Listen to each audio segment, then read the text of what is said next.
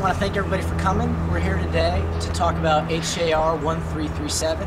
This bill would remove the governor's authority to fill vacancies to county commission appointments. I think it's critical that we make sure these decisions are done on the local level rather than have a governor far off making these sorts of decisions. County commissioners and other local officials affect many daily decisions, such as fire and police, such as transportation, sanitation, things that we see in our daily lives.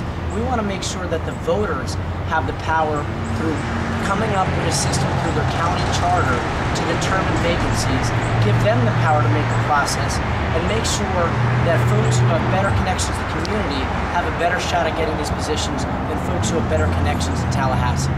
With that, I wanted to introduce my good friend, Representative Scott Randolph, who is my co-sponsor.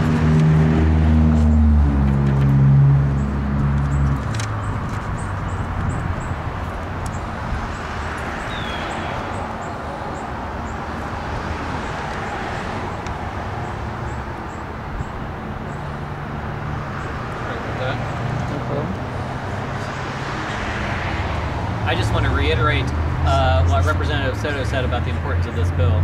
We've seen just here in Orange County that the County Commission in District 3 has been changed twice now because not only with the removal of the Commissioner Fernandez, but then the change in governors in Florida resulted in yet another change in County Commission for the people of District 3.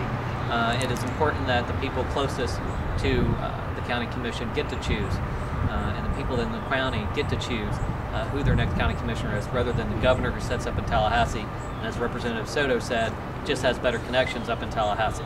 And I think this is an important home rule issue for local governments, and hope to have the support of local governments as we move forward on their ability to choose for themselves how best to replace somebody who's removed from office. So thank you all for coming. Mind if we grab a couple questions? Or? Well, we're going to have two more people make their statements, and then we'll take questions. Alrighty. Introduce yourself since I'm Ready? Good morning. My name is David Rucker. Firstly, I'm part of the Black, Latino, and Puerto Rican Alliance. We came up with the idea of trying to get this on the ballot, so we'd like to thank both our representatives for going ahead and doing this initiative for us. And we know that it should be done locally as far as voting, because we are very familiar with the people in our area, and that's what we want to happen, instead of someone somewhere else making a decision on what happened in our community. So whatever the outcome is, we are sure that it will be up to the voters in this area to make it happen. Thank you for coming out. Lastly, we're going to have Betsy Franceschini from the Florida Democratic Party in the state, and then we'll answer questions.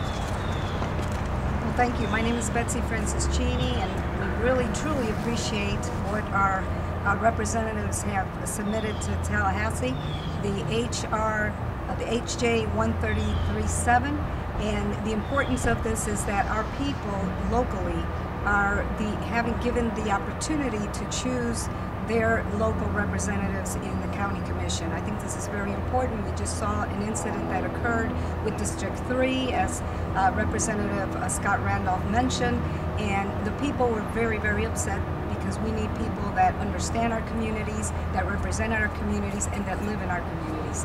And thank you very much. Scott and I'd be happy to answer any questions. Okay. What have you heard from your constituents? You know, I think a lot of the anger stemmed over the John Martinez appointment. What have you been hearing? I think people want to make sure that the process will yield results to someone who has greater ties to the community, someone who maybe lives in the district perhaps, has been a community leader beforehand. And so I think what I have heard from my constituents is they want a process that rewards folks who have come up through the community and understand the community, rather than folks who may have a better connection with the government and And from what I've heard from my constituents, or most people are actually surprised that the governor even has this power, and had the power even to replace the one that the previous governor had appointed. And I think people have actually been surprised there's not been a special election, there's not been some type of action by the county commission. The people that are closest to the voters have no say in this, and that it's actually been Tallahassee that's made all the decision with absolutely zero input from the voters. That's kind of a strange way it's set up, right? Because cities can write into their municipal code to take that power, but you have a charter county like Orange County, which for all intents and purposes is really a city, and they can't do it. That's exactly right. I mean, we've seen that in the city of Orlando. As soon as that happened, there was a special election at least noticed, but yet with the county commission, you see the governor make that appointment with very little input, really, from the people in Orange County. Is there any worry at all, though, that when you have locals appoint someone to an important commission like that local politics would come into factor? Well, certainly you can't take politics out of the equation, but we would have to change the county charter, and the voters would get to decide on what that new process would be. While nothing is going to be perfect, at least they would have major input in what the new process would be.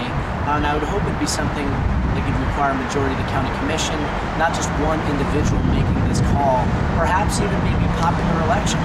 There's a couple different ways you could do it, but it would still yield a lot more voter input into who their leader is going to be. Have you heard from Republicans or the governor? I mean, would they be willing to do this? I have not heard from them yet. I know we did get a decent amount of press today, so the governor may be opening up the newspaper and reading about this. No one wants us to cede powers that they already have, but if you're really going to look at this in an honest way, the most appropriate way to make these decisions is on the local level based upon a method that has been sanctioned and approved by the local voters.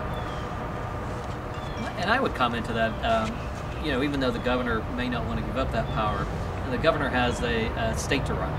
And to some extent, ironically, having actually submitted my name when that spot came open when Fernandez, I can tell you, I felt like the governor didn't spend 30 minutes actually looking in who to replace or who to appoint at that point.